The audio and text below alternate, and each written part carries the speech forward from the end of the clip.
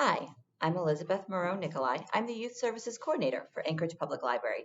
It's November, that's Native American Heritage Month, and this month we wanted to bring you some books by Native and Indigenous authors. And because I am the Youth Services Coordinator, they're going to be children's books. There will be one adult book on the end. These are all chapter books. I will talk about the grade level. Picture books are an entirely separate video. So let's go.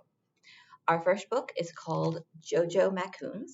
This is a very recent publication. This is the first one in the series. Second one's not even out yet. It's a beginning chapter book. It's really great for first and second grade readers. It is by Don Quigley, who is a member of the Turtle Mountain, a tribal citizen of the Turtle Mountain Ojibwe. And it is about an Ojibwe girl who is in the world of best friends. The title for this volume in the series is called The Used to Be Best Friend. And right now, her only secure best friend is her cat. But she's a school best friend and a home best friend, and balancing that and learning to make friends. It's sweet. It's a beginning chapter book. It's very heavily illustrated with these great illustrations by Tara Audrich, who is of Wauwatoski heritage. And of course, it is also set in the modern era, and it's a brand new book. Our next book is within the last 5 years as well. It's called Indian No More. It is by Charlene Willing McManus with Tracy Sorrell. Charlene Willing McManus is of Umpqua heritage. Tracy Sorrell is a tribal citizen of the Cherokee Nation. This is the story of Charlene McManus's people, the Umpqua, and in the 50s, how they were disenrolled, which is to be removed as a federally recognized tribe, but to lose all the benefits. So this is a girl in 1957 who was moved to LA and told they're no longer Indian. They're Indian no more. They're no longer Native, and they're no longer eligible for those rights. And so she transitions from her very culture-rich, family-rich home life on a reservation to LA while trying to maintain her heritage in the era of cowboy and Indian movies. It's really fascinating.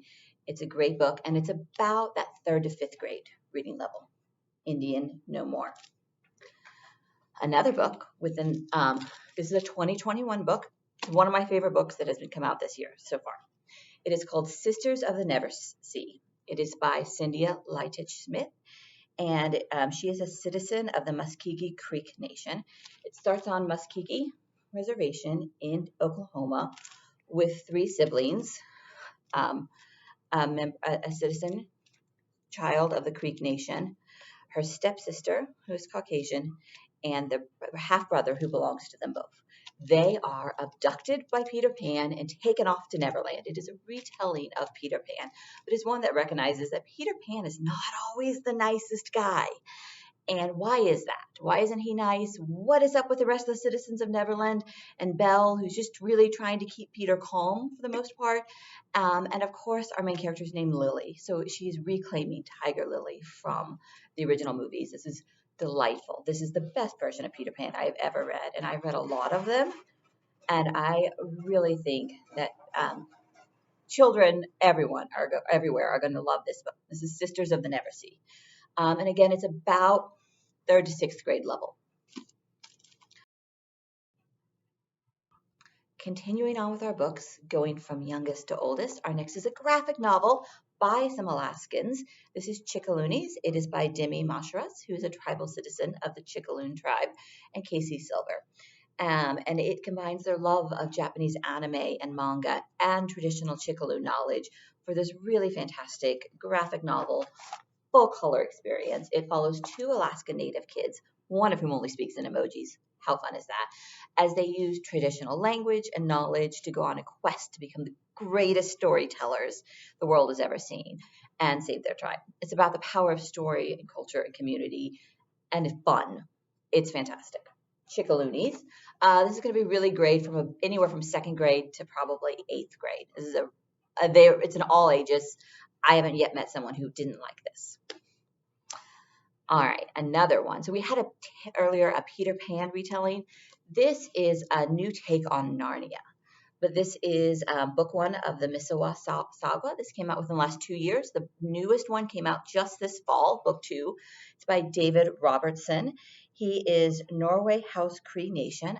It is First Nations from Canada, and it is called The Barren Grounds. It is about 2 First Nations children who are together in a foster house, and they go through a painting, and they find themselves in another land where they have to on a quest to help the people of that land, who in this case are many of them part animal, part human, part something, mostly animal. You can see here they're working. It is wonderful with that shades of Narnia, of the traveling between the worlds, but also rediscovering and reconnecting to their culture and their traditional stories. This is The Barren Grounds, First Nations from Canada, and it is a really good 4th to 7th grade age range. Next one is another Canadian First Nations. This is by Sherry Demeline. She is Métis, and it is called The Marrow Thieves. This is about 5 or 6 years old, and it takes place in the future, in sort of a dystopian future. Climate change has wrecked the world, and most of the population has lost the ability to dream. And so they hunt down Indigenous people and steal their bone marrow in order to regain the ability to dream, because the Indigenous population is the only one that can still dream. And this is a group of Indigenous teenagers who are trying to survive in this post-apocalyptic future. This is The Marrow Thieves by Sherry Demeline. And our last book is an adult book. As I promised, we would have one adult book. This is a 2020 publication by Louise Erdrich. I did not talk about her children's book.